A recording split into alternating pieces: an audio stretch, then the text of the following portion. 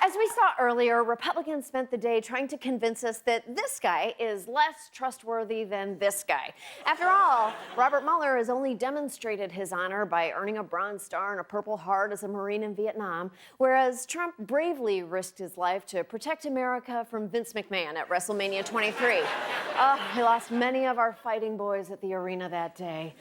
Not enough, but many. Regardless of Mueller's shameful history of public service, he and our intelligence agencies agree that Russians interfered in the 2016 election. And with every attempt to downplay the interference, Trump's defenders are making it easier for it to happen again in 2020. Remember, in 2016, Russia stole info from the Democrats. They hacked election systems in 39 states. They even breached 2 county computer networks in Florida. And that's in Florida. Imagine the damage they could have done to a normal state. The Russians also attacked us with psychological warfare. They used social media to spread conspiracy theories and stoke controversy, as opposed to social media's intended purpose to destroy us by making us feel bad about our lives. Russia created hordes of fake accounts on all of our platforms, including Facebook, Twitter, and Instagram, and Google+, finally answering the question, who the hell ever used Google+? But they didn't have to work too hard to manipulate us because our fears and prejudices make us such easy targets. Russia role-played as concerned Americans passionate about controversial issues. They posed as anti-immigrant conservatives and anti-police brutality activists, which sounds like the least sexy role-playing since my husband and I both dressed as pizza delivery guys on date night. Did somebody order a pizza? No, it's your turn to play the housewife who doesn't have change. Do you not listen when I speak?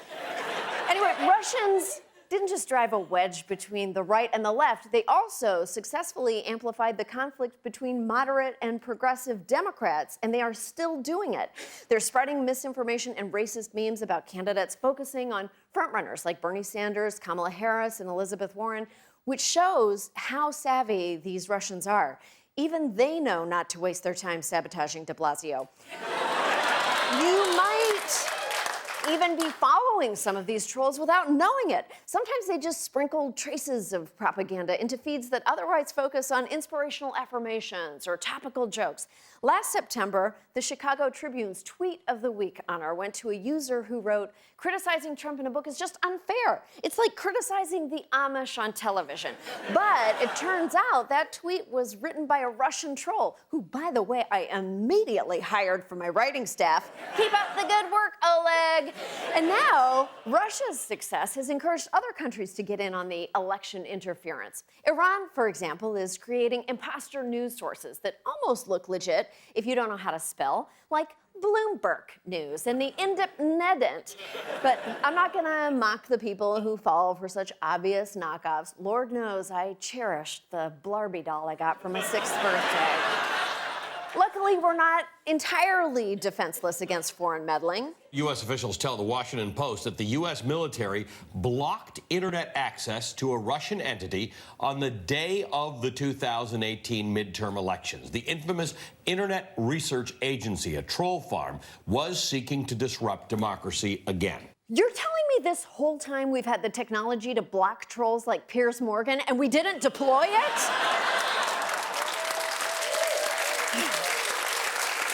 Tech companies have also made modest steps toward fighting foreign interference. Facebook and Twitter are cracking down on fake accounts, and Microsoft blocked Russian attempts to hack into the Senate shortly before last year's elections. Way to go, Microsoft! Our deepest condolences on the loss of Clippy, who sadly did not survive the attack. Unfortunately, we still have serious technological vulnerabilities. About 40 states use election tech that's at least a decade out of date, and it took an 11-year-old just minutes to hack into a voting machine that used a simulation of Florida's system, which explains why Wiener Boobies ranked a close 3rd in the Florida Senate race. We are hopeless in terms of technological security. Our voting systems are outdated. We've let Russians infiltrate the U.S. power grid, and cyber attacks knocked Baltimore's entire government system offline, possibly because some numbnuts forgot to download a Windows patch. My God, what idiot was responsible for reminding Baltimore to download the patch? Oh, Clippy. Oh, I'm so sorry. I had no idea. But no matter how many anthropomorphic office supplies we sacrifice, we'll never be fully prepared to fight election interference because some powerful people are doing everything they can to ignore the problem. White House staffers are afraid to even mention election interference to the president because he doesn't like people questioning his legitimacy. And even now, he maintains that he's in control when it comes to Russia. I believe that Russia would rather have Hillary Clinton as president of the United States than Donald Trump. The reason is nobody has been tougher on Russia than me. There has nobody ever been more tough or difficult for Russia than Donald Trump. Yes, there has nobody ever been more tough or difficult for Russia. Not ever any there was for Russia bad Trump than bigly. Apparently, foreign agents are now writing Trump's dialogue. But as horrible as Trump and his syntax are, he's not the only one who's happy to ignore election interference. Mitch McConnell is avoiding the topic as deftly as he presumably avoids mirrors.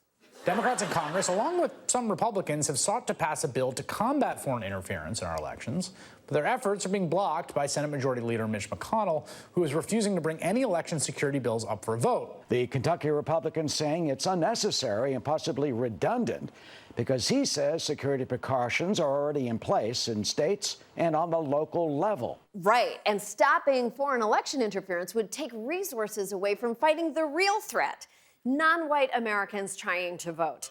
If we want to protect our democracy, we need a president who will tell our adversaries that interference will not be tolerated and who will back it up with consequences. So let's see how Trump stands up to Putin.